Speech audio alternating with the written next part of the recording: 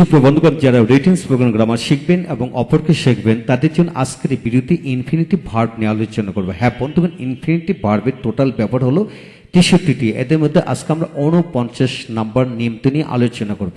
তাই আসুন ভিডিওটি প্রথম থেকে শেষ পর্যন্ত দেখি, পরিবেশটি বুঝে নেই। আজকের এই ভিডিওটি খান মেথড এ complete book of written spoken English grammar এই বই থেকে নেওয়া হয়েছে। এই বইটির উপর ইতিমধ্যে 750-এর অধিক ভিডিও লেকচার তৈরি করে ফেসবুক, ইউটিউবে দেওয়া হয়েছে। সেগুলো দেখুন, প্রতিটি ভিডিও আপনাদের কাজে আসবে এবং ভালো লাগবে।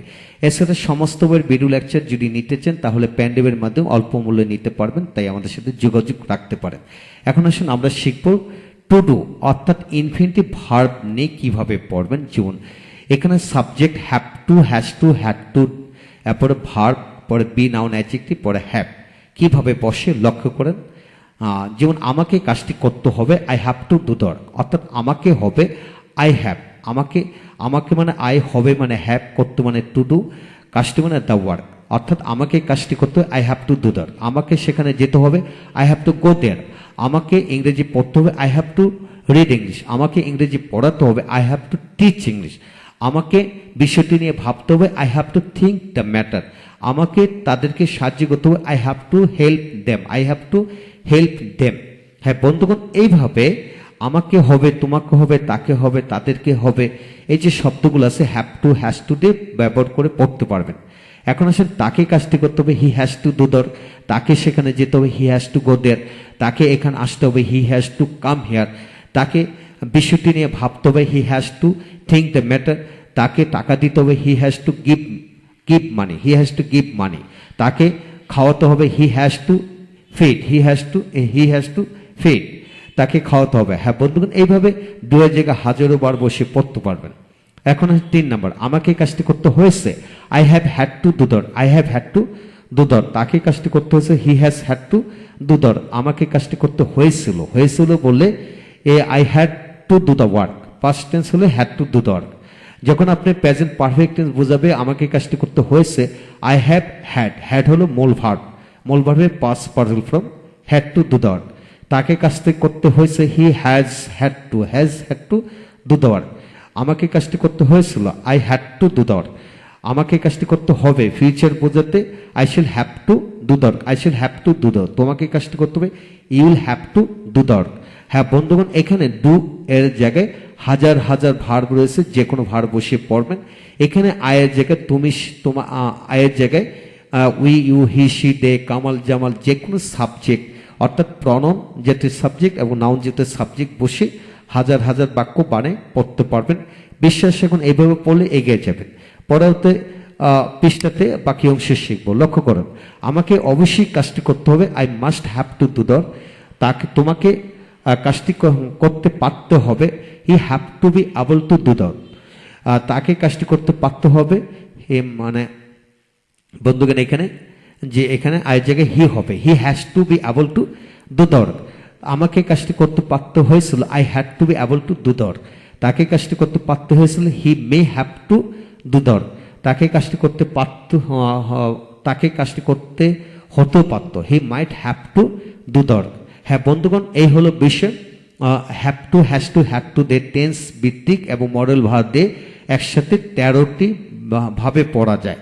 এখন আপনার কাজ হলো ডু এর স্থলে হাজার বার বসে যে কোনো ভার্ব বসিয়ে পড়বেন, এগুলোকে আবার নেগেটিভ করে পড়বেন। হ্যাঁ বন্ধুগণ, লক্ষ্য করুন নেগেটিভ করে কিভাবে পড়বেন। যেন আমাকে কাজটি করতে হবে না, I don't have to do that, আমাকে সেখানে যেতে হবে না, I don't have to go there. এটাকে আবার ইন্টিগ্রেটিভ করলে কি হবে, do I have to do that, আমাকে কি কাজটি করতে হবে, do I not have to do that, অথবা don't I have to do that, আমাকে কি কাজটি করতে হবে না। এইভাবে সবগুলো বাক্যকে আপনি নেগেটিভ, ইন্টিগ্রেটিভ এবং ইন্টিগ্রেটিভ নেগেটিভ করে পড়বেন, ইনশাল্লাহ এগিয়ে যাবেন। তারপর আসেন নাউন অ্যাডজেক্টিভ দিয়ে কিভাবে পড়বেন। যেমন I have to be a teacher, আমাকে একজন শিক্ষক হতে হবে। I have had to be obedient, আমাকে বাধ্য হতে হয়েছে। He has to be rich, তাকে ধনী হতে হবে। He has had to be obedient, তাকে বাধ্য হতে হয়েছে। যখন পারফেক্ট টেন্স বোঝাবে তখন হ্যাজ হ্যাড এইটা বসাবেন বা হ্যাভ হ্যাড বসে পড়বেন।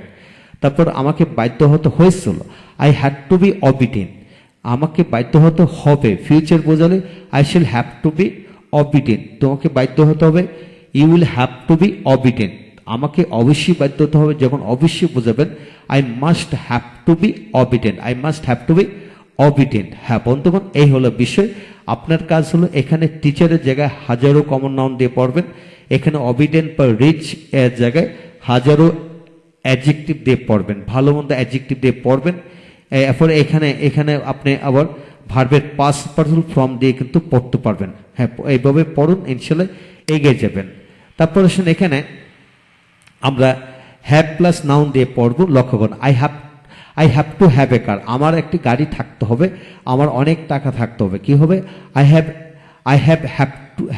Have huge money, I have to have huge মানি, আমার অনেক টাকা থাকতে হবে, আমার অনেক জ্ঞান থাকতে হবে।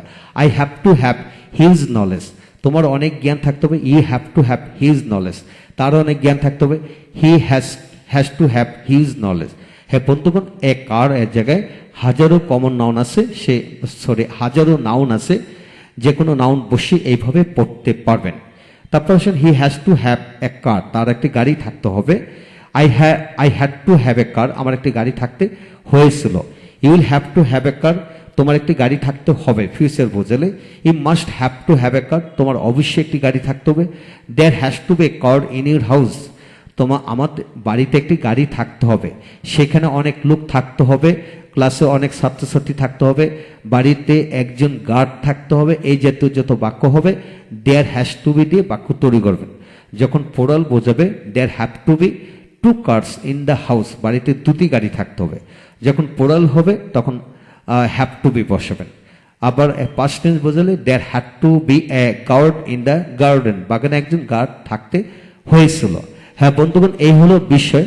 আপনারা যা কিছু শিখবেন প্রতিটা বাক্যকে অনুকরণের মাধ্যমে শিখবেন, তাহলে এগিয়ে যাবেন। গ্রামার নয়, অনুকরণ মাধ্যমে ইংরেজি শেখার সহজ মাধ্যম। এবং যা কিছু শিখবেন প্রতিটা বিষয় ভেঙে ভেঙে খুঁটিয়ে খুঁটিয়ে শিখুন, ইনশাল্লাহ এগিয়ে যাবেন। তাই সবগুলো বাক্যকে আপনারা টেন্স সবগুলো বাক্যকে আবার নেগেটিভ করে পড়বেন, ইন্টিগ্রেটিভ করে পড়বেন। ইন্টিগ্রেটিভ নেগেটিভ করে যদি পড়েন তাহলে সমস্ত জীবনে এই সকল বিষয়গুলি আপনার এখানে রপ্ত হয়ে যাবে। হ্যাঁ বন্ধুগণ, এই হলো আজকের বিষয়। যা কিছু শিখবেন সমস্ত জীবনের জন্য শিখুন, এগিয়ে যাবেন। ভালো থাকুন এবং পরবর্তী বাকি নিয়মগুলো অবশ্যই দেখুন। প্রয়োজনে সকল ভিডিও লেকচার পেন ড্রাইভের মধ্যে নিয়ে শিখুন। Thank you very much.